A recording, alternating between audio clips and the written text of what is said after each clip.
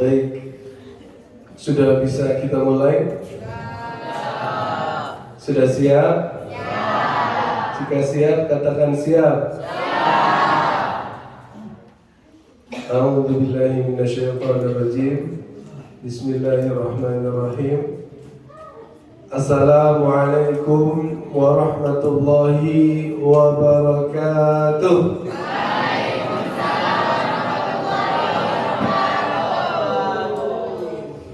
Alhamdulillah, wassalatu wassalamu ala rasulillah wa ala alihi wa sahbihi wa man walah, amma ba'd. Subhanaka la ilma lana illa ma 'allamtana innaka antal alimul hakim. Allahumma inna nas'aluka ilman nafi'a wa rizqan tayyiba wa amalan mutaqabbalan.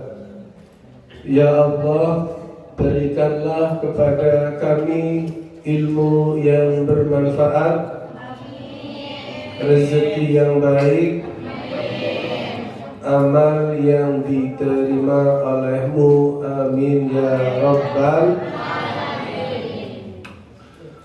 Alhamdulillah, segala puji bagi Allah, Tuhan pemilik segala keagungan dan kemuliaan. Allah, Tuhan yang maha kaya dan maha mengayakan, yang maha tinggi dan maha meninggikan, yang maha kuat dan maha menguatkan, yang maha mulia dan maha memuliakan, maha pemberi rizki setiap saat, setiap detik, setiap waktu, memberikan rizki kepada makhluk-makhluknya. Kita semua bergantung kepada Allah. Kita semua akan kembali kepada Allah. Tidak ada yang berhak, yang benar untuk disembah kecuali Allah. Salawat, salam, dan cinta semoga tercurah, terlimpah kepada manusia terbaik, kepada panutan terbaik, yaitu Rasulullah Nabi Muhammad sallallahu alaihi wa alihi wasallam. Nabi yang membawa perubahan, Nabi yang memartabatkan kehidupan, Nabi yang mengangkat derajat manusia dari menyembah berhala menuju menyembah kepada hanya kepada Allah Subhanahu wa taala. Nabi yang mengajarkan kepada kita bahwa hidup kita harus terhormat, dan beliau memberi kita contoh 10 tahun menggembala domba, kecil menggembala domba, besar menjadi pemimpin agama, pemimpin dunia, pemimpin negara. Itulah yang Nabi kita ajarkan. Salawat dan salam semoga tercurah dan terlimpah kepada keluarganya, kepada para sahabatnya, dan kepada para pengikutnya. Mudah-mudahan kita diberi keikhlasan, kekuatan, keistiqomahan mengikuti ajaran Nabi, sehingga kita semua layak dan pantas mendapatkan syafaatnya kelak di hari kiamat. Amin ya rabbal alamin. Baik, bersyukur dan bahagia saya bisa berjumpa dengan kalian, orang-orang muda, calon orang-orang hebat, calon orang-orang sukses, calon ulama, calon pengusaha, calon pemilik pesantren, calon pemilik bisnis, calon arsitek, calon dokter, calon pemilik rumah sakit, calon pemilik klinik, calon menteri, calon gubernur, calon presiden. Amin ya rabbal. Jangan takut bermimpi. Jangan takut bermimpi. Mimpi itu gratis. Kalau yang gratis saja kita nggak berani, apalagi yang modal. Ya, baik. Saya merasakan ya semangat yang terpancar dari mata kalian luar biasa. Semangat kalian membuat matahari hari ini terbit. Masya Allah ya. Ada matahari di sini ya. Masya Allah, tabarakallah. Alhamdulillah, jemuran kering, besok pulang. Oke, apa kabar semuanya? Alhamdulillah, luar biasa. Allah. Lebih semangat lagi karena ini mungkin adalah sesi akhir saya, maka kita harus bersemangat ya. Keluarkan suaranya sekeras-kerasnya ya, sampai habis kalau boleh. Ya, keluarkan tenaganya ya, hempaskan tangannya sampai lepas tangannya juga boleh.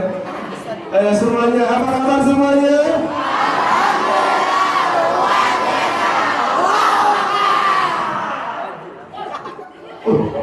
Kok ada woynya? Allah, begitulah orang muda ya, tenaganya tak terbatas. Baik.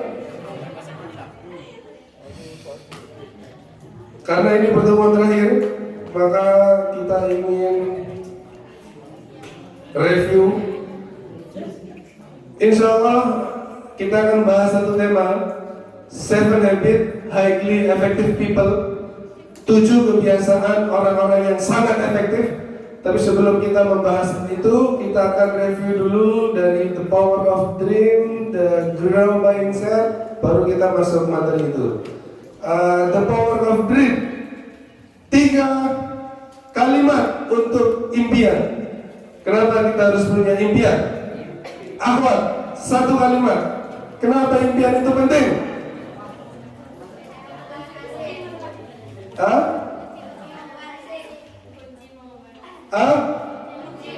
Kunci merubah nasib. Ya, kalau ya, jangan lama-lama, 1 menit.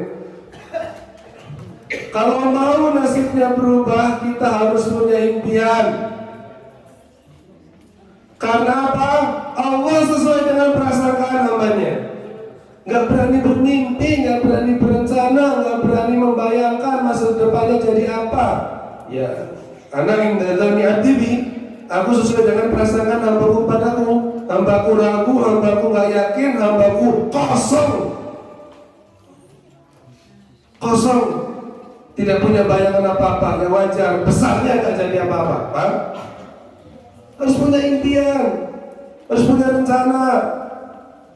Ya, izin Ustaz, anak petani, ibunya hanya lulus MI, tapi atas izin Allah berani bermimpi.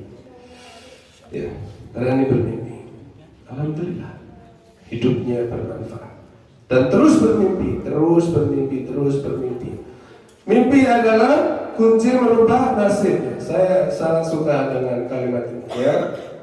Impian adalah kunci merubah nasib. Mau nggak kita nasibnya biasa-biasa aja? Mau atau tidak? Mau atau tidak? Maaf, izin, mau tetap miskin? Mau tetap miskin? Sorry, saya orang kaya. Yang kaya bapak kamu, bukan kamu, betul? Yang kaya ibu kamu, bukan kamu. Jangan bangga bos, itu harta orang tua. Ya, kita, saya ya saya, gitu. Ya, apakah kita mau ya hidup biasa-biasa aja, hidup rendah? Tentu kita tidak mau. Maaf, apalagi yang sadar, yang tahu diri bukan anak orang kaya. Terus kita nggak punya mimpi. Selama Anda meneruskan kemiskinan sampai 7 turunan, jangan, harus punya impian. ibu kita, orang tua kita, nggak apa-apa. Hanya seorang petani, hanya seorang buruh, hanya seorang nelayan, nggak apa-apa. Tidak ada yang salah dengan itu given, itu takdir Allah, itu takdir orang tua kita. Kita punya takdir sendiri, betul nggak? Kita punya takdir hidup sendiri, betul? Kita punya takdir hidup sendiri, betul? Dan takdir kita, nasib kita dimulai dari impian. Ya. Yang merubah nasib kan Allah. Iya, yang merubah nasib itu Allah. Tapi Allah sesuai dengan prasangkaan hambanya. Hambanya berprasangka baik nggak dengan masa depan? Insya Allah suatu hari nanti saya kuliah di UI. Insya Allah suatu hari nanti saya kuliah di IPB, ITB. Insya Allah suatu hari nanti ya tahun 2000 berapa ya? Saya kuliah di Libya. Saya kuliah di Universitas Islam Madinah. Saya kuliah di Al-Azhar, Kairo, Mesir. Di usia saya, ayo miliki impian. Dan Allah sesuai dengan prasangkaan hambanya. Saya 2011 mau motor atau mau kuliah?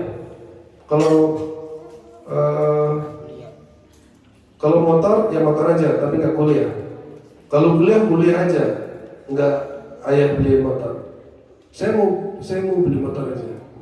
Anak muda, saya mau beli motor aja. Nanti saya kuliah sendiri di Jakarta.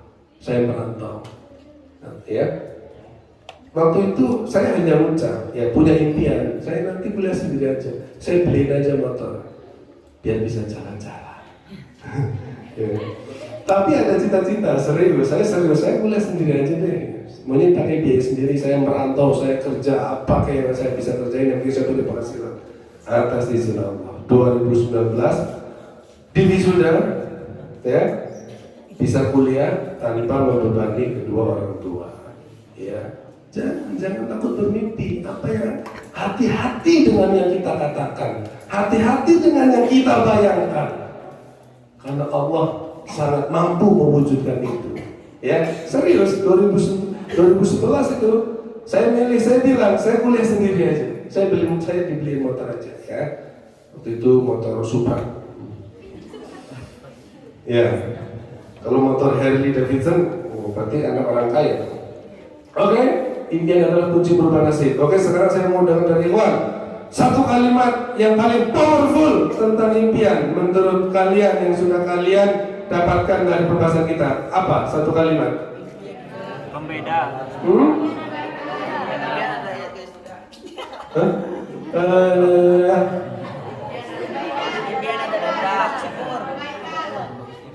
Impian adalah Pembeda. kebaikan, keistimewaan, pemuda. Iya, pemuda apa? Keistimewaan? Iya. Ya, impian adalah keistimewaan.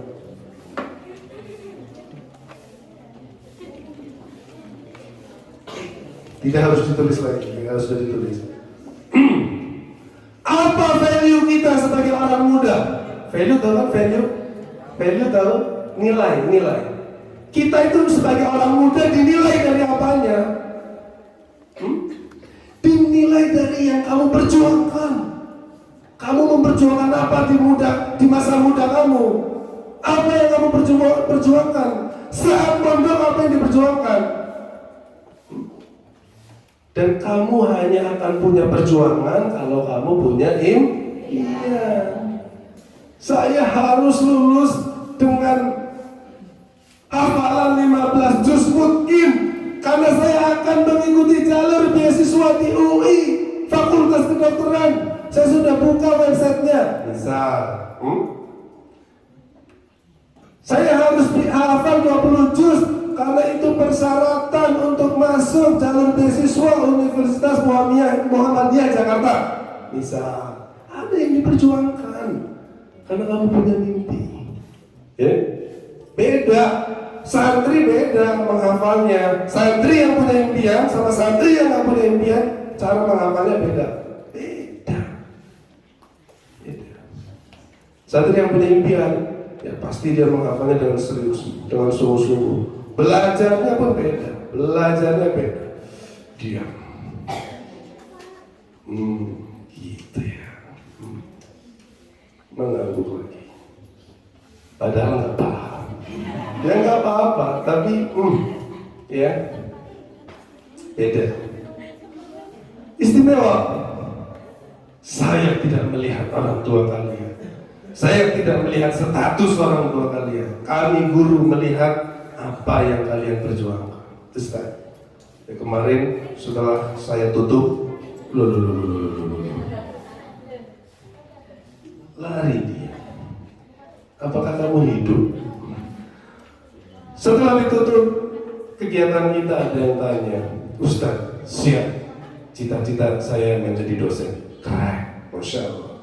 Bagaimana caranya saya untuk menjadi seorang dosen? Kamu wajib S2. Wajib S2. Kalau mau ngajar S1 harus S2. Kalau mau ngajar SMA wajib S1. Nah, itu keren. Salut, saya bangga padamu. Itu guru, orang-orang tua melihat cita-cita kalian, melihat perjuangan kalian. Ya, oke. Siapa nama kamu? Siapa? Nama kamu siapa?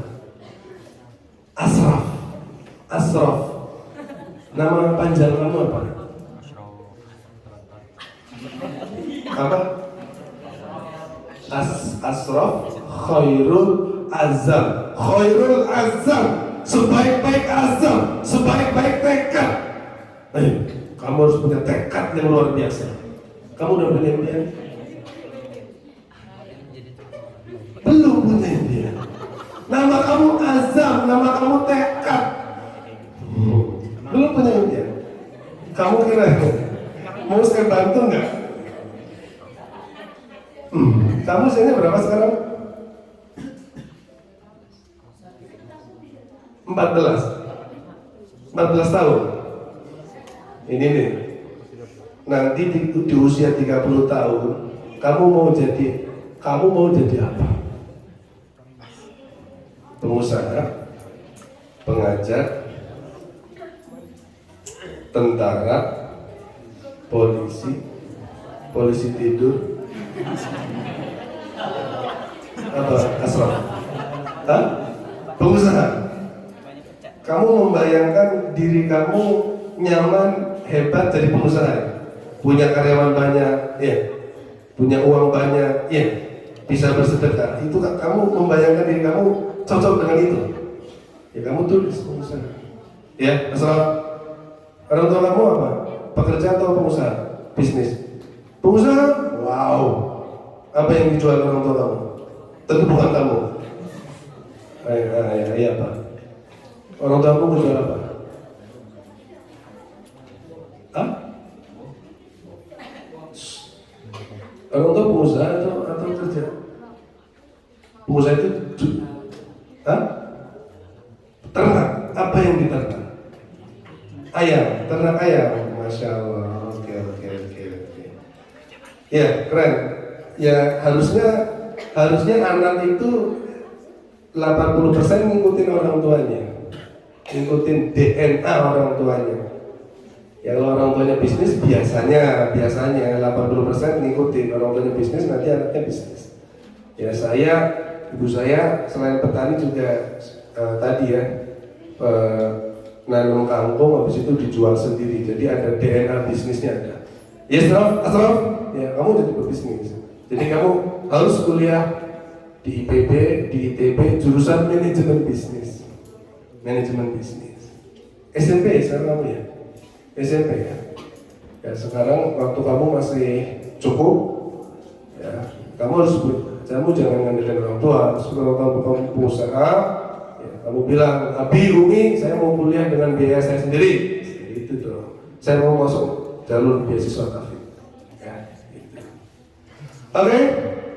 Ya, orang muda, Apa value kita? Apa nilai kita sebagai orang muda? Sesuatu yang sedang kita perjuangkan. Dan kita hanya akan memperjuangkan sesuatu kalau kita punya impian. Ya, Asraf jadi pengusaha. Pengusaha, orang tuanya pengusaha ayam. Saya apa ya Ustaz ya? Kamu bisa buka fried chicken, Asraf chicken, misalkan. Udah. Ayamnya dari bapaknya. Ya. Kalau nggak punya uang, ngutang dulu. Bapaknya ini. Bayarnya kapan? Ya, oke Sob? Oke, kawan-kawan semua. Impian itu bukan sekedar impian. Impian itu nggak boleh ngawang-ngawang. Ya, impian itu tujuan. Tujuan yang bagus, tujuan yang ngawang-ngawang atau tujuan yang jelas? Anak-anak, ayo kita ke Jakarta. Satu. Anak-anak, ayo kita ke sama-sama Jakarta. Mana ya tempat yang asik ya di Jakarta ya? Ancol. Dufan, Ancol ya Ancol. Anak-anak, yang pertama ajakan yang pertama. Anak-anak, ayo kita ke Jakarta. Satu. Yang kedua, anak-anak, ayo kita ke Dufan. Mana yang lebih jelas? Dufan. Betul? Atau ayo kita ke JIS, Jakarta International Stadium. Jelas. Betul? Kalau tujuannya jelas, apa? Naik apa ya? Oh, naik Grab ke stasiun Bogor Kota. Betul nggak? Nanti dari stasiun Bogor Kota turun di stasiun ini. Nanti setelah turun di stasiun tersebut naik apa? Jadi impian itu nggak boleh ngawang. Udah lah Ustaz, impian saya satu Ustaz. Jadi manusia yang berguna. Pasti nggak jelas. Nggak jelas. Ya berguna sebagai apa? Mau kamu udah keren-keren jadi santri Quran, dibiayai oleh orang tua, nyapu jalan berguna nggak? Berguna. Ya, masa kamu jadi tukang sapu gitu? Oke, Pak. Harus apa? Smart. Harus smart. SD apa? Spesifik. Impian itu smart. Apa itu smart? Spesifik, jelas. Jadi pengusaha, ya lumayan lah, sudah jelas profesinya. Ya, nanti saya pengusaha apa? Nanti berjalan dengan waktu. Dan nanti, oh saya kayaknya jasa. Ya, kalau Ayub, saya didik jadi editor, jadi agensi. Silakan perusahaan-perusahaan yang tidak punya konten, kami akan membuatkan konten, kami yang mengedit. Nah, ada sekarang perusahaan jasa sosial media.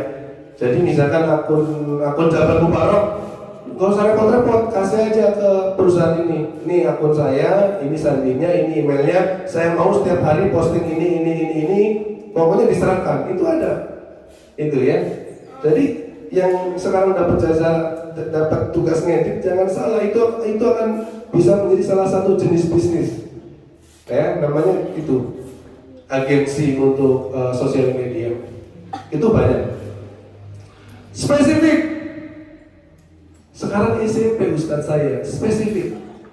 Lulus harus hafal berapa juz. Oke? Spesifik. SMP saya lulus minimal 10 juz. SMA lulus minimal 10 juz, 20 juz, ya mentok-mentok 15 juz yang mungkin. Is okay, never mind, gak apa-apa, lumayan. Ya 15 juz kalau mungkin. Kalau kamu ikhlas, itu bisa jadi bekal kamu untuk nanti ya. Tentu maaf, tujuan kita ya udah clear. Tujuan kita adalah ikhlas karena Allah. Cuma saya masih tahu bahwa hafalan itu bukan sekedar hafalan. Hafalan itu pusaka yang luar biasa untuk orang muda, untuk nanti dapat kesempatan yang lebih hebat. Ingat, hafalan kalian itu pusaka luar biasa. Kalian akan dapat kesempatan hebat di kampus-kampus, ya. Tentu kalau kita bicara niat harus ikhlas karena ya bukan berarti Ustaz Imam ngajarin kita ngafal Quran biar ngejar beasiswa. Enggak. saya tetap mengatakan ya harus ikhlas, harus lillahi ta'ala, harus karena Allah. Cuma saya mau ngasih kabar gembira. Kalau kita punya hafalan, kita punya kesempatan untuk naik kelas, untuk bisa kuliah di perguruan tinggi, bahkan negeri, bahkan fakultas yang mahal, kedokteran. Itu bukan beasiswa untuk tahfidz. Makanya saya seneng kalau ngasih materi di santri tahfidz. Kalian itu untuk lompat jadi sukses itu sangat besar kesempatannya. Kalau serius ngafal Quran, lompatannya itu sangat mungkin sekali. Pegang itu hafalan, kita. Oke? Spesifik SMP minimal 10 juz berat Ustaz, ya udah 7 juz. Tapi harus ada target, harus ada impian yang spesifik. Jadi kalau pengusaha harus masuk manajemen bisnis, jurusan manajemen bisnis, cari universitas IPB, ITB, UI, atau di tempat-tempat lain yang ada jurusan bisnis, cari jalur beasiswa tahfidz. Dan saya lebih respect kalau kalian kuliah tanpa beban, tanpa membebani orang tua, karena kalian sebenarnya punya modalnya hafalan Quran kalian. Biasanya yang sekolahnya dibiayai, nggak serius.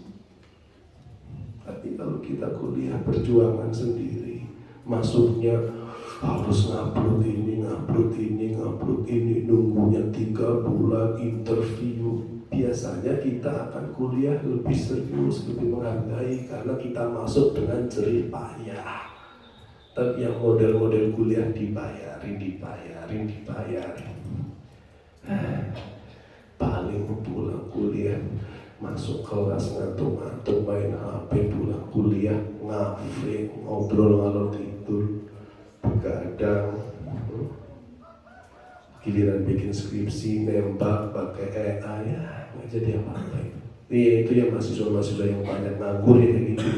Kuliahnya nggak serius karena disuapin. Pak, jangan. Saya mau ngasih tahu kalian kalau punya rencana kuliah, ya jangan membayangkan kuliah disuapin terus. Karena biasanya beda ya. S1 yang jerih payah sama S1 yang dibiayai itu beda. Dan itu bisa. Ya. Saya hafal, saya suruh kuliah, kerja, ngajar, gajinya buat bayar kuliah. Ya, makanya ngeluh. Aduh, Sabtu Minggu daurah saya jadi gak masuk kuliah. Ya gak apa-apa kan, gak setiap hari ya kan. Itu. Jadi ada rasa sayangnya gak masuk. Tapi coba kalau orang-orang kuliah dibiayain, ada alasan gak masuk, seneng dia, gerimis, izin hujan badai, ya senang ya. Tapi kalau orangnya itu ya, oke. Nah, harus punya impian yang spesifik. Ya, M-nya measurable, terukur, dapat diukur, harus ada ukurannya. 10 tahun lagi, tahun 2000 berapa? 2036. 2036 saya harus sudah lulus S1 misalkan. 2036 saya harus sudah bekerja. Sekarang anggaplah kalian 15 tahun. 30 tahun. 15 tahun dari sekarang tahun berapa? Coba 2026 tambah 15 jadinya berapa? 2041. Tulis 2041 punya bisnis sendiri.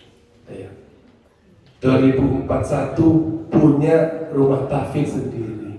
2041 ya punya pondok sendiri boleh, tapi bertahap saja. Ustadz juga dulu rumah Quran. Oke? Terukur, ada ukurannya.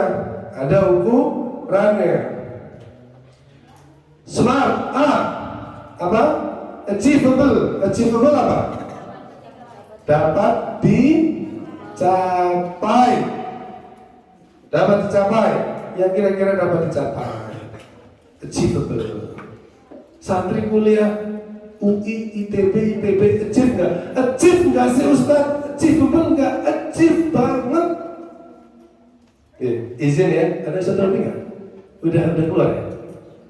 Ustaz Robi sedang fight, sedang berjuang untuk masuk ITB. Coba, Institut Teknologi Bandung. Ya, Ustaz Robi. Ya, bagus. Mentalnya berarti keren. Ya, sedang berjuang, ikut bimbel seleksi PTN perguruan tinggi negeri. Coba achieve, bisa ya, achievable, sangat bisa. Ustaz, saya di pondok jarang belajar materi umum. Ustaz, apa bisa masuk perguruan tinggi negeri? Bisa. Salah satu caranya ya, 6 bulan atau 1 tahun sebelum seleksi ikut bimbel. Ya, kalau santri aku bilang ke saya, izinkan saya ikut bimbel karena saya mau masuk PTN Ustaz. Saya izinkan. Saya tidak akan menghambat perjalananmu untuk meraih dia. Saya izinkan. Ya, silakan bawa HP-nya, ikut bimbel. Saya izinkan. Saya rasa Ustaz Rudan Jabar Mubarak juga pasti mendukung. Betul? Ya, achievable, dapat dicapai.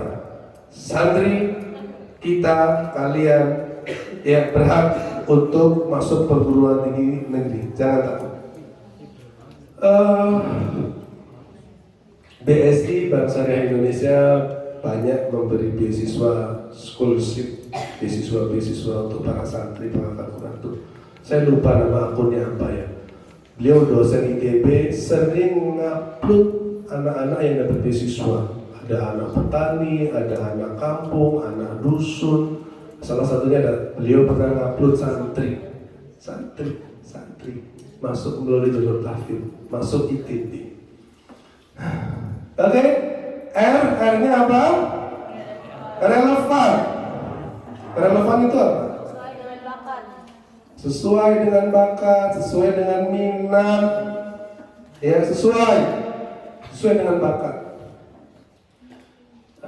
Karena hidup ini sebentar, hidup ini sekali, jangan habisi buat coba-coba, atau maaf, ikut-ikutan, nggak usah. Sesuai aja yang relevan dengan kita. Saya itu Ustaz, batin saya itu dagang Ustaz. Ya udah, jualan aja, bisnis. Ya. Saya mau kelihatan keren, kelihatan pinter. Saya mau jadi mahasiswa kedokteran. Aduh, habis waktu kamu. Gak usah. Kalau batinnya dagang, bisnis. Kalau batinnya kesehatan, dokter. Ya. Waktu muda kita terbatas. Ya, jangan coba-coba. Udah relevan. Oke? Ustaz, saya itu nggak bisa jauh-jauh dari ayat dan hadis Ustaz. Nggak tahu kenapa saya itu nyaman kalau hafal, kalau mengkaji hadis. Nyaman saya kalau udah buka Al-Quran itu lupa semuanya Ustaz. Pokoknya fokus aja di Quran ya. Masya Allah. Ya udah, kamu jadi ulama. Jadi ulama. Ya. Nggak usah ikut-ikutan. Nggak usah. Ya. Jadilah dirimu sendiri. Ya. Teman dekatnya ambil jurusan IT, tapi batinnya adalah ilmu. Kalau ilmu kan berarti jadi ulama, jadi pengajar. Ya udah di situ aja. Nggak usah ikut-ikutan ya. Tapi ini bestie anak Ustaz, saya nggak bisa kalau nggak nempel sama dia. Ya. Jangan, ya nggak boleh. Ya, bestie kamu ke UI, kamu batinnya ilmu, kamu ke Libya, banget. Nggak usah itu. Batinnya ilmu kok ke UI, ya nggak masuk. Kalau UI itu jurusan umum, ya nggak? Ya. Oke, relevan. Sesuaikan dengan panggilan batinmu. Panggilan batin. Apa ya? Relevan. T-nya apa? Time bond. Apa itu? Ada batas waktunya. Ada batas waktu. Saya menyarankan ya maksimal 25 lah. Kalau 17 lulus SMA kan 17 tahun atau 18? Normalnya 18 normalnya. 18 S1 4 tahun, 18 tambah 4 berapa? 22 tahun ya? Ya kalian nulis lah 22 sampai 25 tahun S1. Berani menulis. 25 tahun sampai 30 kan kerja nih, kita kerja gali mencari pengalaman. 25 sampai 20 sampai 30 tahun kerja. Kerjanya di mana? Kamu boleh ngelis. Kalau yang calon dokter, kamu target. Saya harus kerja di RSCM. Saya harus kerja di PMI, Pajajaran Bogor. Saya harus kerja di Siloam. Tulis, harus berani. Oke, nanti 30 tahun, 30 sampai 35 tahun saya harus mendirikan klinik. Kalau yang dokter. Kalau yang pengusaha 30, 35 ya bikin bisnis sudah punya outlet sendiri. Ya, Ambu harus punya kios parfum sendiri. Siapa? Abdu harus punya kios parfum sendiri. Oke, Abdu. Kenapa kemarin kamu gak masuk? Sakit? Ya. Kamu sakit karena telinga kamu mendengar suara saya. Kamu jangan-jangan habis ini sakit lagi kamu? Enggak ya? Oke.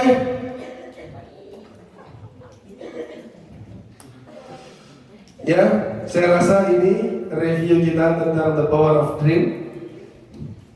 Ya, dan saya tidak akan bosan mengulang-ulang.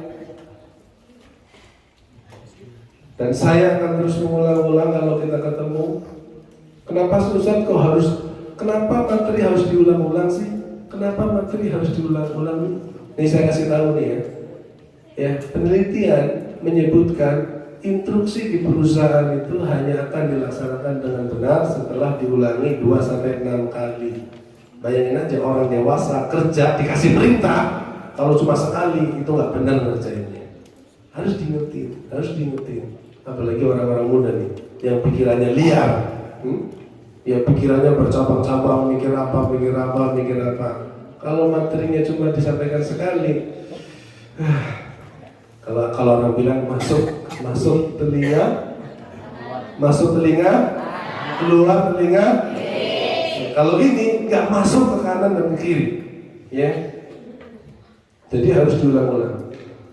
Oke, kawan-kawan semua, jadi kita sudah punya gambaran hidup.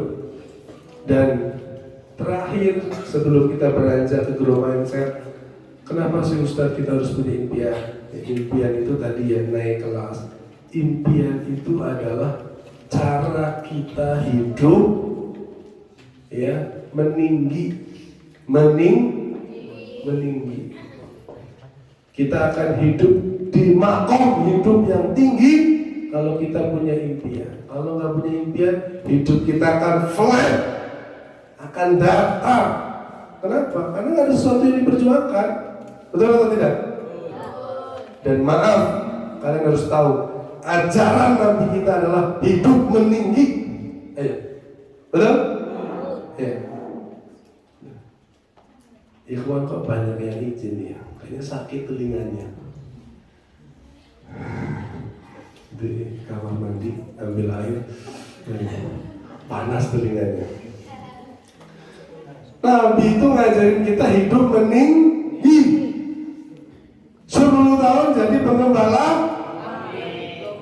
Ya domba kami sama aja. Ya. 12 tahun belajar ikut tamannya, betul? Ke Syam belajar dagang. Kata Dr. Syafi'i Antonio, Nabi 17 tahun sudah menjalankan bisnis sendiri. Jadi 12 tahun belajar, 17 tahun menjalani bisnis. Berarti beliau belajar berapa tahun?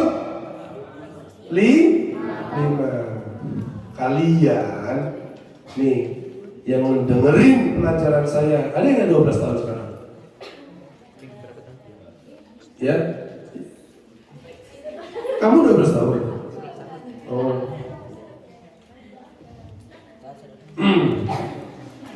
Nabi 12, oke, 10 tahun jadi penggembala domba. Mbe, ya, Nabi ya mengembala. Meninggi Nabi. Nah, ya sudah, jalani aja hidup apa adanya. Saya penggembala domba, ya udah saya penggembala domba aja. Apakah Nabi begitu? Enggak, bro. Hah? Nabi cari profesi yang akan naik, betul? Oh, ternyata ada profesi yang lebih hebat dari sekedar menggembala domba. Apa profesinya? Businessman. Nabi belajar sama pamannya.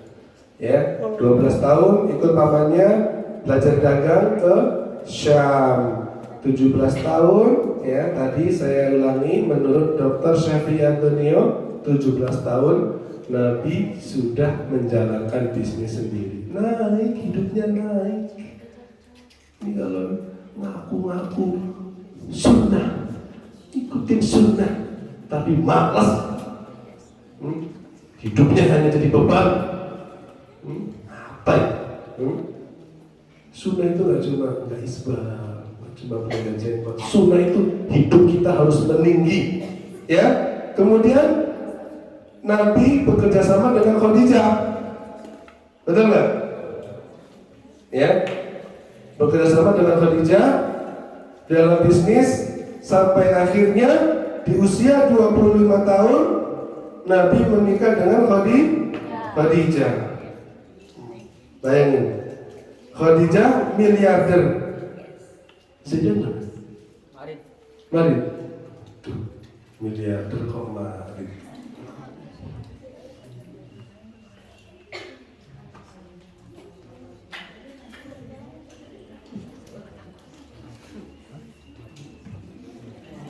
Ayo, kalau Khadijah kira-kira terhormat atau tidak sebagai wanita? Terhormat atau tidak? Sangat terhormat. Yang melamar Khadijah bangsawan semua, orang kaya semua, tapi ditolak sama Khadijah. Nggak tertarik, nggak level, kurang menarik. Setelah kenal Nabi, setelah kenal siapa? Setelah kenal Nabi Muhammad SAW, sosok orang muda yang akhlaknya baik, bekerja keras, grow mindset. Kalau Nabi grow mindset tuh iya.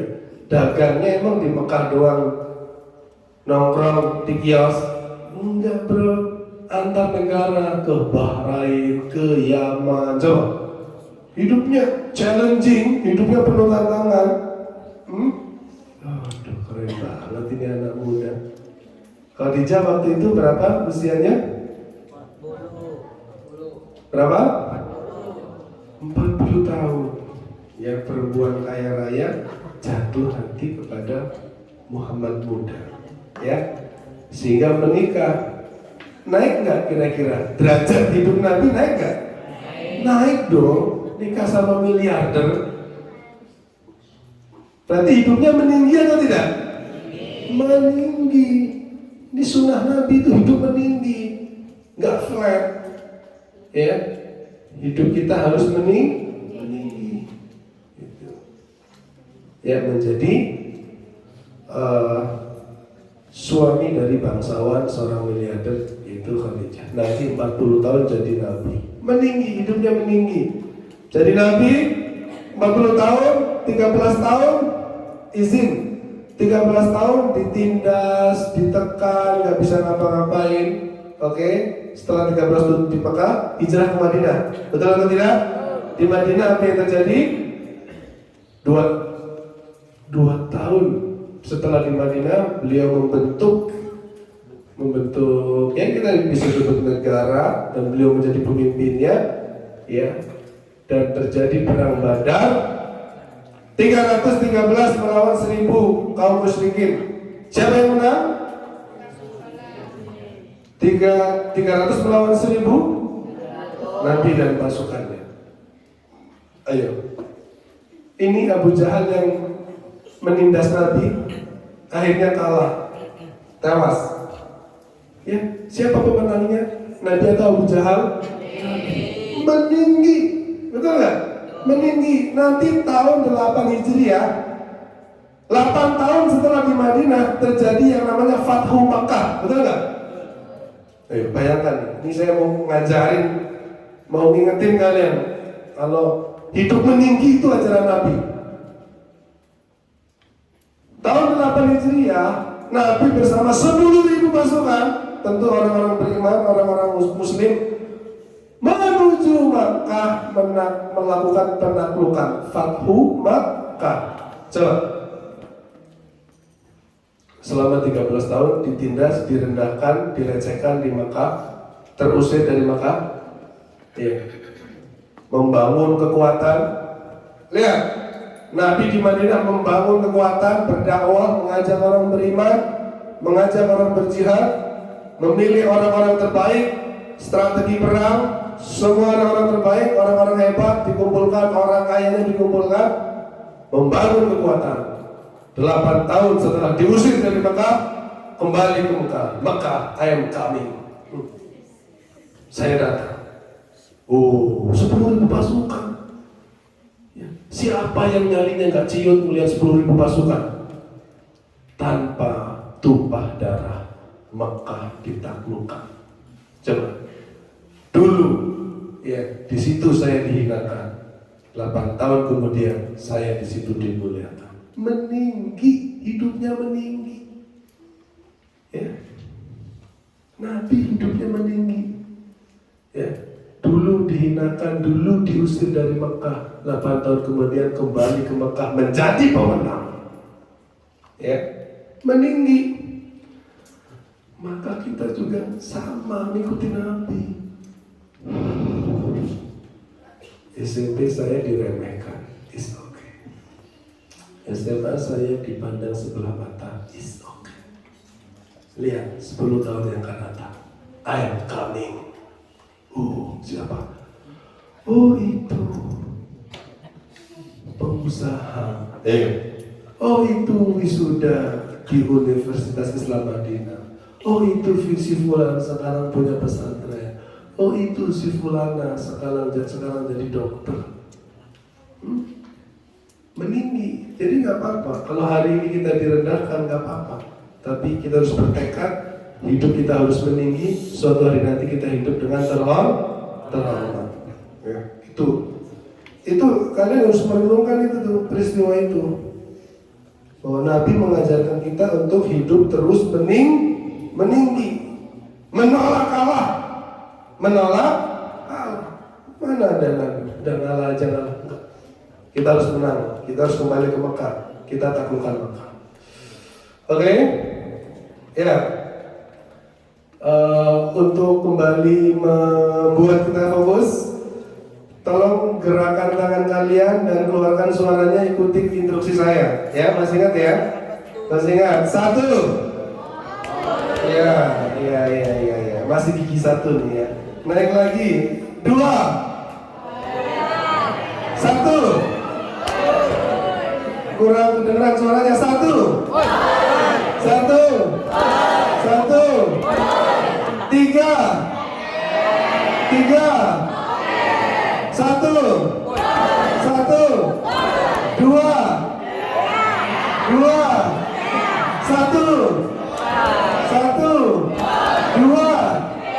3.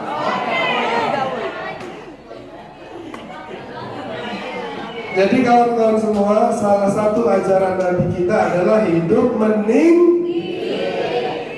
Tapi Ustaz, katanya Nabi hidupnya miskin. Nabi itu nggak hidup miskin. Nabi memilih hidup sederhana. Ingat itu, ya? Memilih hidup sederhana. Milih, ya. Beda sama kita, sederhana memang nggak punya apa-apa. Nabi itu 1/5 harta rampasan perang itu buat Nabi, betul nggak? Apa nggak banyak itu? Banyak hartanya, tapi Nabi sedekahkan. Nabi kalau punya harta nggak pernah bilang enggak kalau ada orang minta. Coba beri. Nabi memilih sederhana. Ingat itu, Nabi bukan miskin, memilih hidup sederhana. Ini kan suka dipakai dalil santri buat males. Gak apa-apa saya miskin, kan Nabi saya miskin. Innalillahi wa inna ilaihi raji'un. Nabi giliran yang seperti itu aja dipakai, salah. Kenapa kamu nggak lihat Nabi menikah dengan 20 dengan mahar 20 ekor pun? Kenapa kamu tidak melihat Nabi nikah dengan miliarder? Terus pakai menyimpulkan sendiri. Nabi meninggal hanya meninggalkan beberapa berkas. Itu pilihan. Bukan Nabi pemalas terus miskin.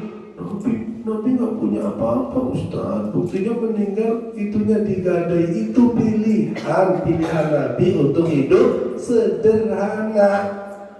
1/5, 20% harta rampasan perang. Kalau Nabi perang itu untuk Nabi. Apa nggak banyak itu? Banyak hartanya, cuma bagi. Oke.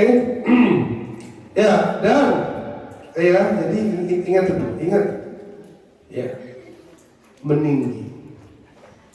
Nabi kita mengajarkan hidup meninggi. Jadi kalau kalian hidupnya flat, ya kalian mengkhianati sunnah. Kalian ngaku-ngaku doang ngikutin Nabi, tapi jadi anak muda pemalas. Nabi gak bangga. Nabi gak bangga. Yang bikin Nabi bangga sama kita apa? Kita menjadi pemuda yang bermanfaat. Sedudan, bangun pondok bermanfaat. Bangun lagi An-Nabawi bermanfaat. Itu yang akan buat Nabi bangga. Itu yang akan membuat Nabi melihat kita dan diakui. Ngamalin ajaran saya. Khairun nas anfa'uhum linnas. Ayo. Ya. Kemudian teman-teman semua, kesuksesan itu, impian itu bukan sulapan. Kesuksesan, impian itu bukan sulapan. Sesuatu yang terjadi bim salah bim, ya, bukan bro, ya. Kesuksesan itu seperti bangunan ini. Seperti bangunan ini. Ada apa? Apa yang membuat bangunan ini berdiri? Tiang, pondasi, apa lagi? Ada yang kecil-kecil tapi disusun. Apa namanya? Ada batu bata yang disusun. Apa maksudnya? Bahwa kehebatan hidup kita itu bukan dibangun dengan cara yang instan, bukan dibangun dengan cara yang instan. Ustaz Imam ini, kami ini masih muda, kami ini masih remaja, Ustaz. Udah. Gak usah. Apa itu kata Ustaz ngomong aja. Kita masih SMP, udahlah kita main-main aja. Ayo kita futsal. SMA, udahlah. Kita santai aja lah. Masih SMA, kita nikmati hidup. Nanti gampang 20-an baru kita serius. Gak ada. 20 tahun pelongo. Iya, orang yang gak punya persiapan gimana sih? Betul gak? Main bola berapa menit? Main bola 90 menit, betul gak? Kalian tahu pemain bola profesional untuk bermain 90 menit berapa mereka latihan? Bertahun-tahun, berbulan-bulan untuk main 90 menit. Nah ini mau ngejalani masa depan kok santai.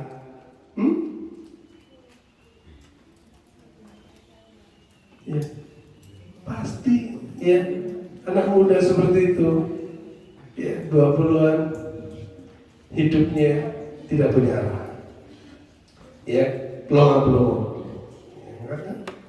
Nggak ada isinya, tidak ada isinya, tidak ada sesuatu yang merangsang hidupnya, tidak ada sesuatu yang membuat hidupnya bergairah, tidak ada skill yang dilatih, tidak ada ilmu yang dikuasai. Hafalan yang katanya santri tahfidz ya. Berapa hafalannya? 7 juz, alhamdulillah. Boleh saya tes? Boleh, tapi jangan juz atas ya, juz 30 aja. Itu kenapa? Karena menyepelekan waktu. Karena menyepelekan waktu, menyepelekan momen. Nah, karena kesuksesan itu bukan sesuatu yang instan, kesuksesan itu sesuatu yang dibangun, maka kita perlu yang disebut dengan kebiasaan. Ya, ini ditulis ya, 7 kebiasaan orang yang sangat efektif.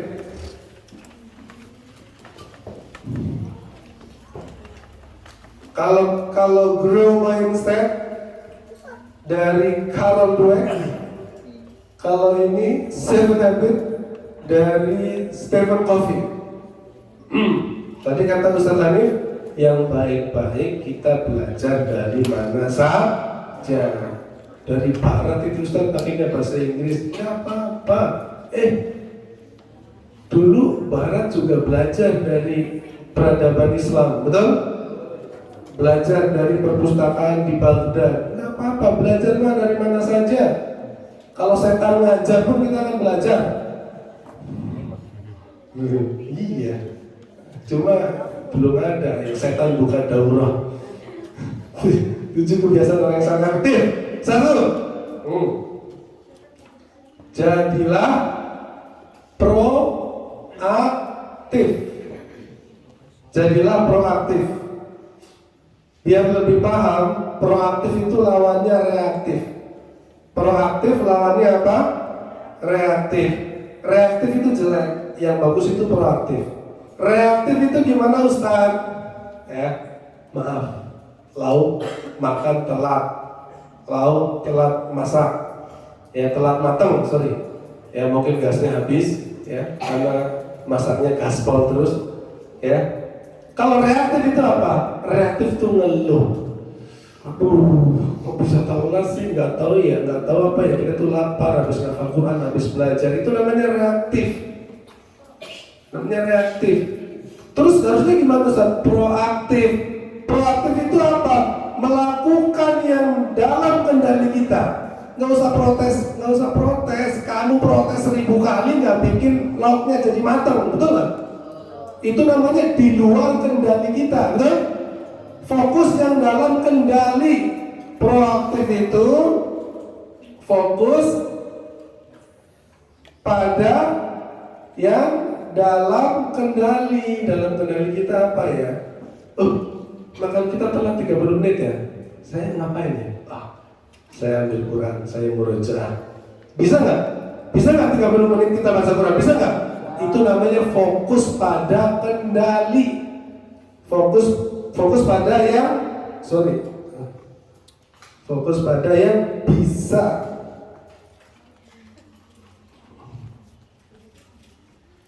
Dikendalikan. Fokus pada yang bisa dikendalikan. Saya teriak-teriak 1000 kali nggak bikin lauk itu tiba-tiba matang, langsung aromanya keluar. Tapi saya bisa, ayolah saya baca Quran aja. Atau apa lagi? Kayaknya saya punya keperluan deh sama fulana. Saya ngobrol sama fulana, betul nggak? Tadi pembahasan itu agak kurang paham deh. Itu maksudnya apa? Itu namanya proaktif, bukan reaktif. Orang-orang muda kalau mau sukses jadilah proaktif, jangan reaktif. Reaktif itu tuh bereaksi. Kayak saya tadi macet. Tadi macet. Kalau reaktif gimana? Langsung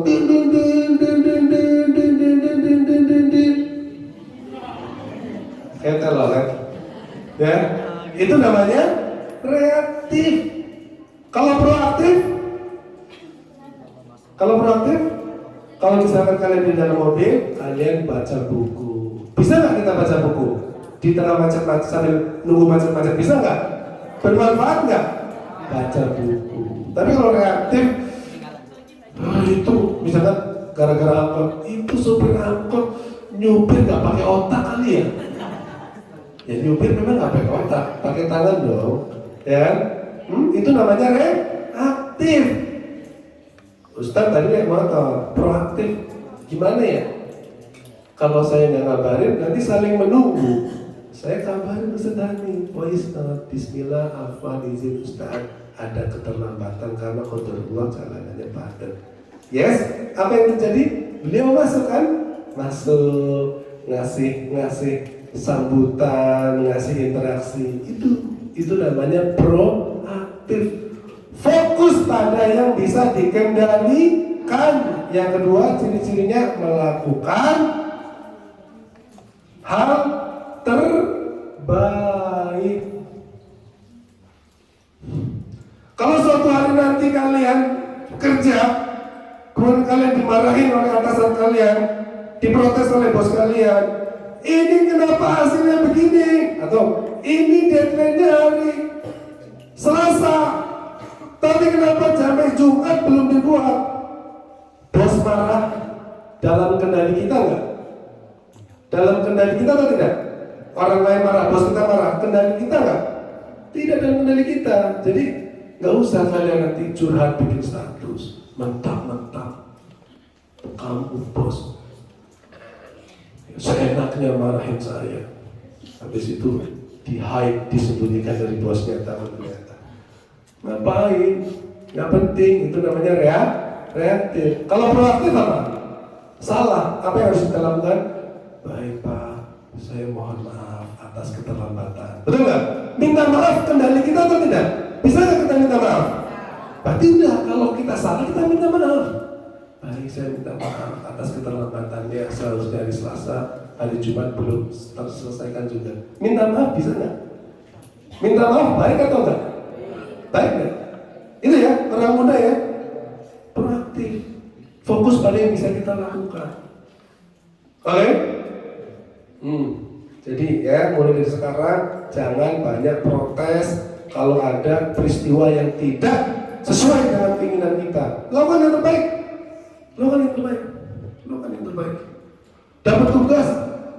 Dapat tugas piket berat banget. Kita bertiga tuh piketnya ini.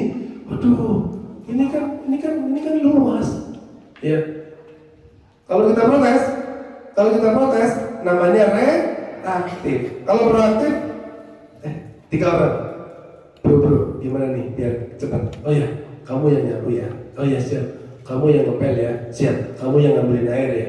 Itu namanya proaktif, udah fokus. Betul nggak? Yang kedua,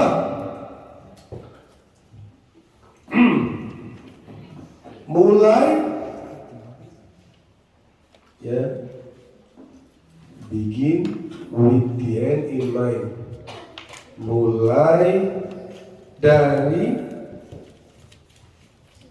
hasil akhir. Mulai dari hasil akhir.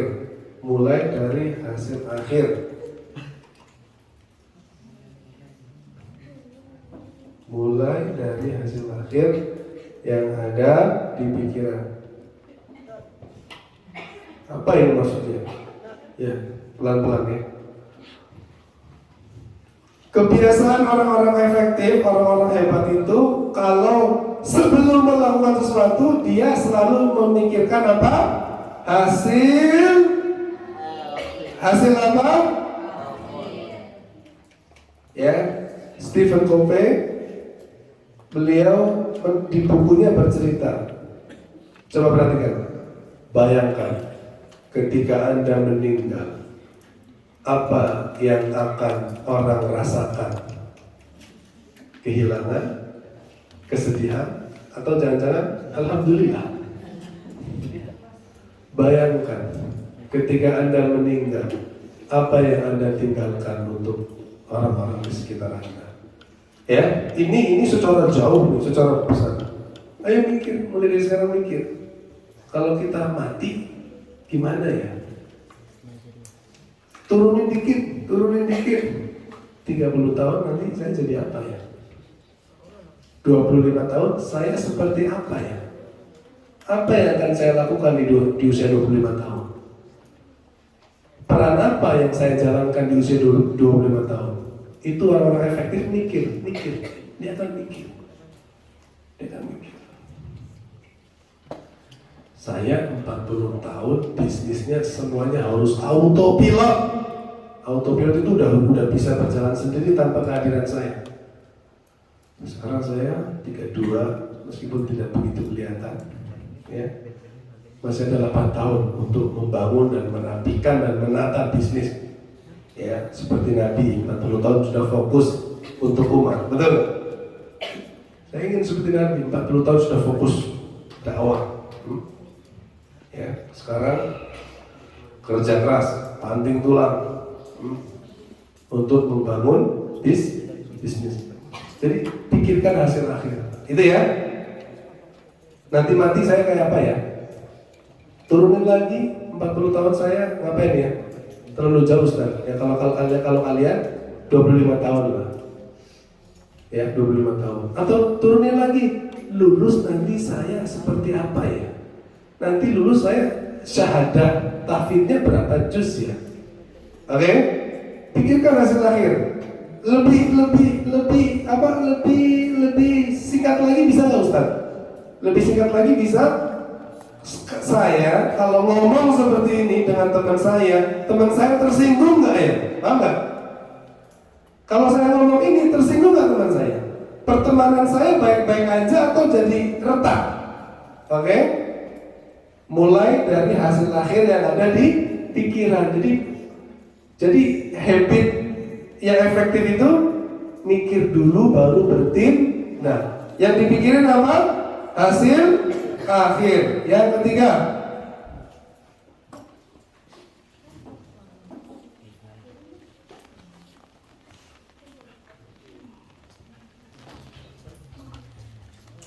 (10.38) izin ya.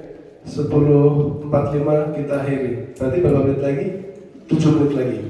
Mengutamakan yang paling penting.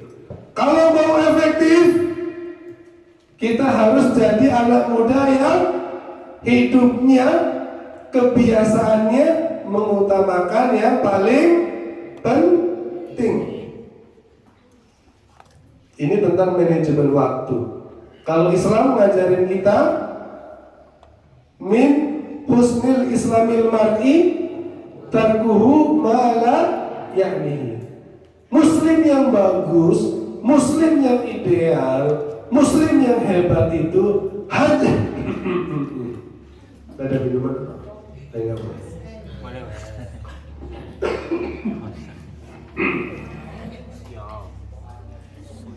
Insya Allah batuk ini akan menjadi saksi. Ya.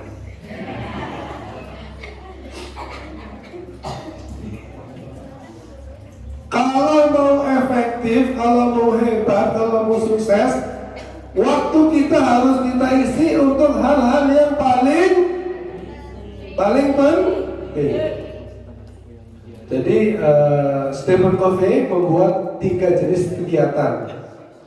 Ya, 1 penting dan mendesak. Penting dan mendesak itu apa contohnya?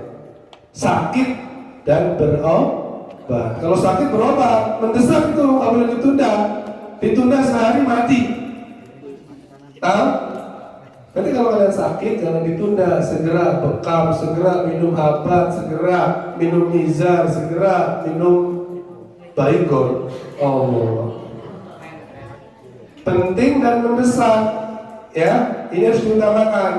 Yang kedua, atau penting mendesak apa kalau santri? Penting mendesak, besok tasmi. Berarti hari ini penting mendesak saya bersiap.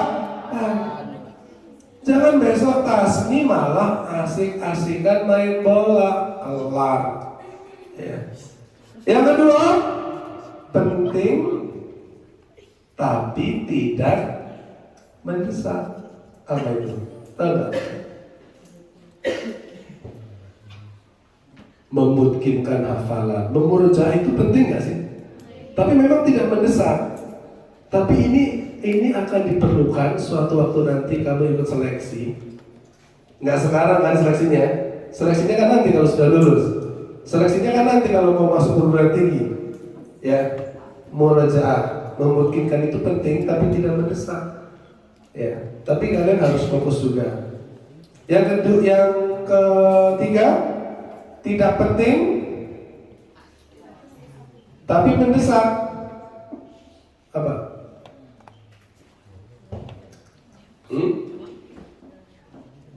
Tidak penting tapi mendesak. Hah? Apa? Apa?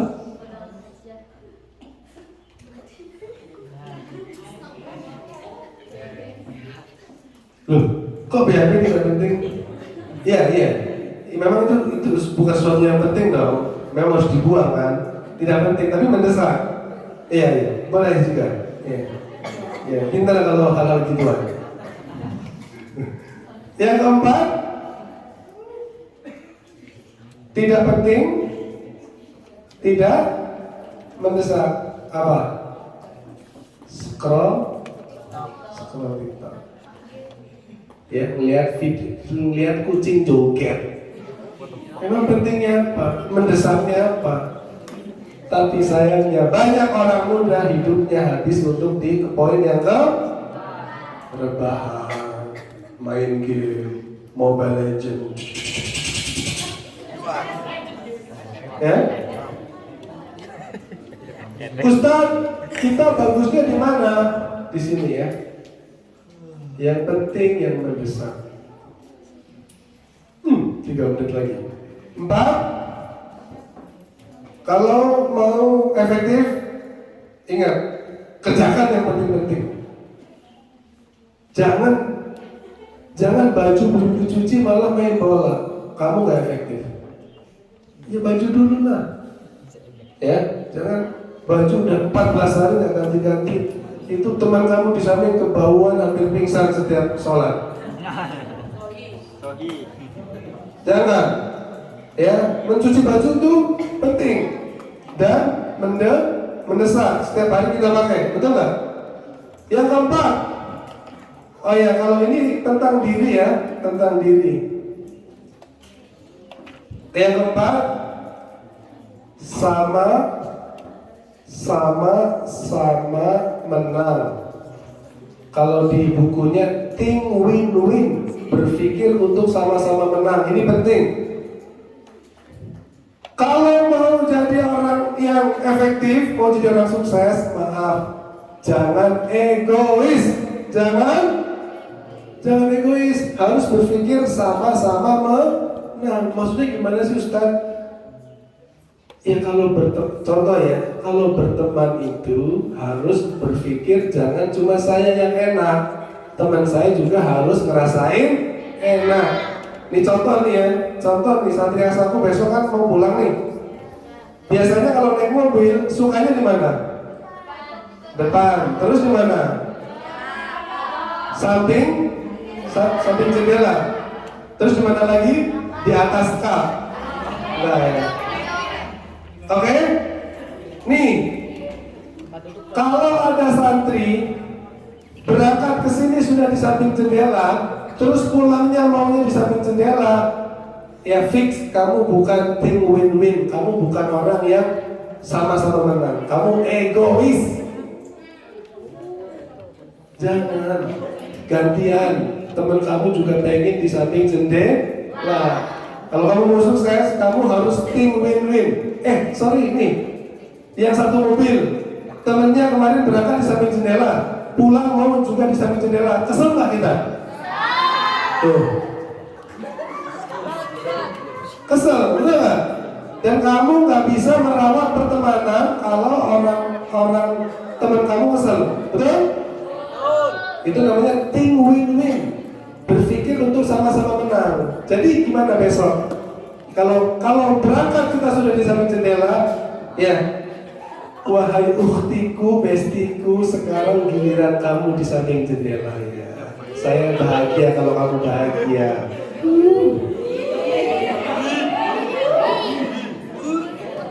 Ya, itu sama-sama menang. Apalagi contohnya, sama-sama menang. Kalau kamu pernah dibantu temanmu, kalau temanmu yang pernah kamu membantu kamu sedang kesusahan, kamu bantu dia. Pernah nggak teman kita punya jajan, dijenguk, dapat kiriman, kita dikasih jajannya, pernah nggak? Enggak. Pernah? Nah, kalau kamu orang yang efektif, think win-win, berpikir sama-sama menang. Kemarin saya dikasih jajan oleh teman saya waktu mereka dikunjungi orang tuanya. Hari ini saya dapat jajan karena saya dapat kiriman. Maka kamu kalau orang yang efektif, kalau kamu adalah orang muda yang akan sukses, kamu akan mikir balik. Saya kasih balik, saya kasih. Itu namanya sama-sama menang. Intinya orang sukses hidupnya sifatnya tidak ego. Kelar. Ente kelar kalau egois, nggak ada yang mau berteman, nggak ada yang mau bermitra. Sama-sama menang. Yang kelima apa? Mendengar untuk memahami. Mendengar untuk memahami. Asik. Ya. Agar orang memahami kita. Ya, kita guys. Ya, kalau mau efektif, jadilah orang yang mau mendengar dan jangan cuma mendengar doang, tapi mau memahami. Saya izin ya, saya selesaikan materi saya. Selesai. Saya percepat. Mendengar untuk memahami. Kalau temennya lagi cerita, dengerin. Terus gimana jawabannya?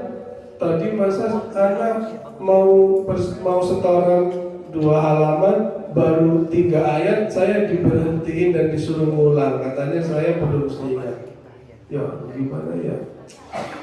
Gimana? Teman kita sebagai teman yang dicurhatin gimana? Ya gitu aja. Jangan. Gimana kita? Sebagai teman yang mendengar untuk memahami. Saya memahami apa yang kamu rasakan. Saya memahami apa yang kamu rasakan.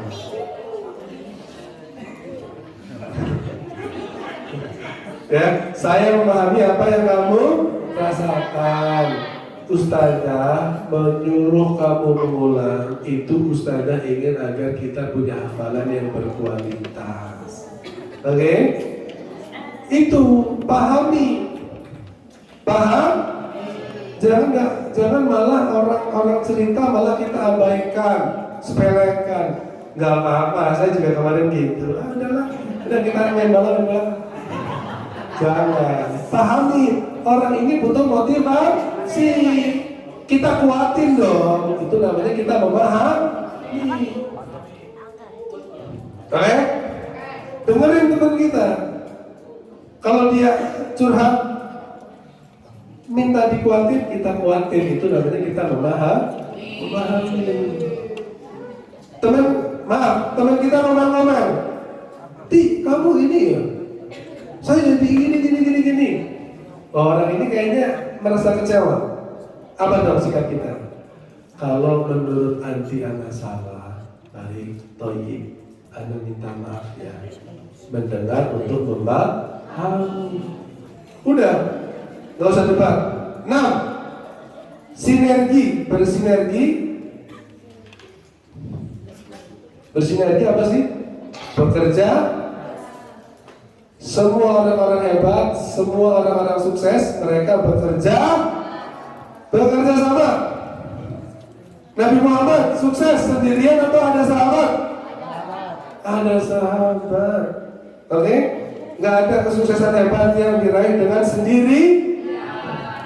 Maka kita harus bisa menjadi orang yang bekerja sama, bersinergi. Tapi ingat,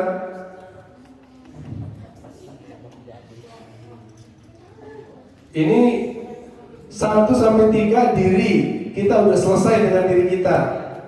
4-6 sosial. Sosial itu apa sih? Dengan orang lain. Level tertinggi hubungan dengan orang lain itu kita mampu bekerja sama. Ya, santri bekerja sama. Jangan musuh-musuhan, jangan geng-gengan, bekerja sama. Bekerja sama. Tapi ingat.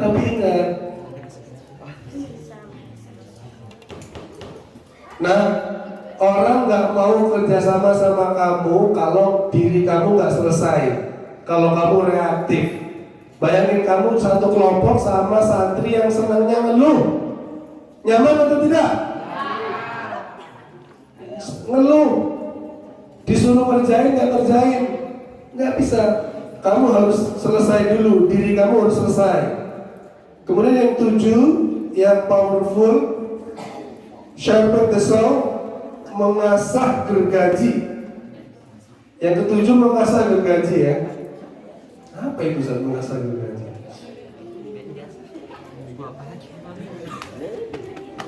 Terus menerus belajar. Ini yang akan membuat 1-6 hebat. Terus menerus belajar, mengasah gergaji. Nah, gergaji kalau dipakai terus, golok kalau dipakai terus, apakah tetap tajam atau akan tumpul? Ya, otak kita juga sama, pengetahuan kita juga sama, betul nggak? Pembicaraan kita juga sama, akan tumpul kalau tidak diasah. Ustadz akan mengasah gergaji, pulang dari sini akan ikut workshop di Sentul dari jam 1 sampai jam 6 sampai berbuka. Berapa jam itu? Dari jam 1 sampai jam 6. Ya, 5 atau 6 jam, betul kan? Terus santri baru sejam setengah aja udah. Lihatin jam. 6 jam saya akan, 5 jam saya akan belajar. Saya asah gergaji saya. Saya mengikuti pelatihan 5 hari berturut-turut, mulai dari jam 8 pagi selesainya jam 9 malam. Istirahat hanya makan, sholat, sama kencing. Buang air kecil, maaf. Mengasah gergaji. Oke? Jadi kalau mau efektif, kalau mau sukses, kalau mau hebat, kalau mau powerful, kita harus punya kebiasaan terus-menerus belajar. Gimana dong caranya? Ya, santri harus punya buku bacaan.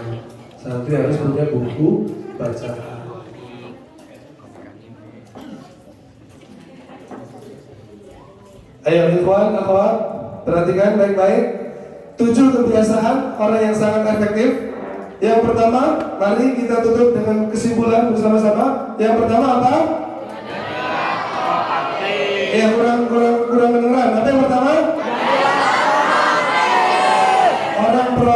Lawan proaktif apa? Ciri-ciri reaktif apa? Sukanya ya, jadilah orang yang apa itu ciri-cirinya? Yang kedua, apa yang kedua? Ingat, reaktif sukanya protes, proaktif sukanya proses. Ingat, reaktif sukanya protes, dan itu nggak akan membuat kita kemana-mana aja, nggak akan membuat kita kemana-mana. Tapi proaktif menyukai proses. Dan izin ya, orang sukses menyukai proses, orang gagal sukanya Tes. Coba ikuti Ustaz. Orang sukses suka proses. Orang gagal sukanya protes. Tuh, ingat. Quote of the day. Ya. Yang kedua, baca bersama-sama.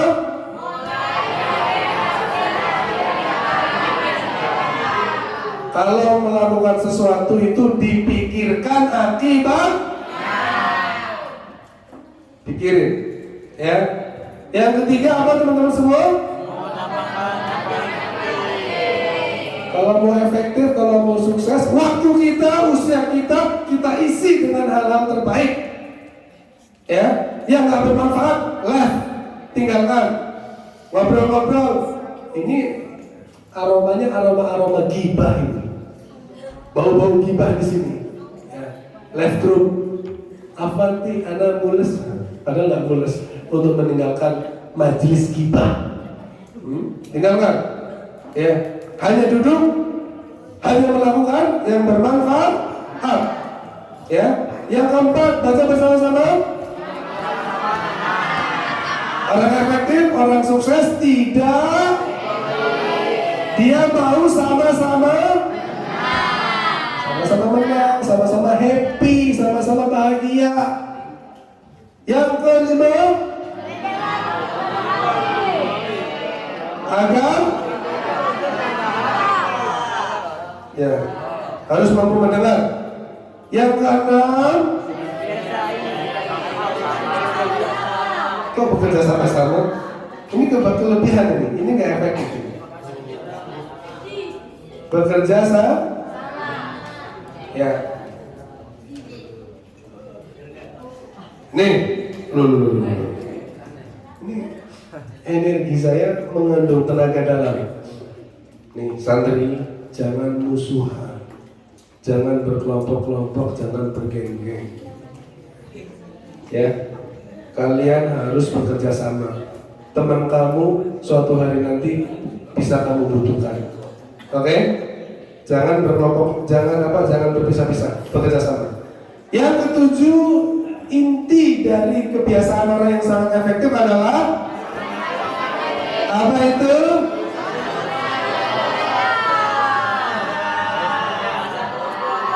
Wah. Ya. Saya memahami apa yang Anda rasakan. Ya.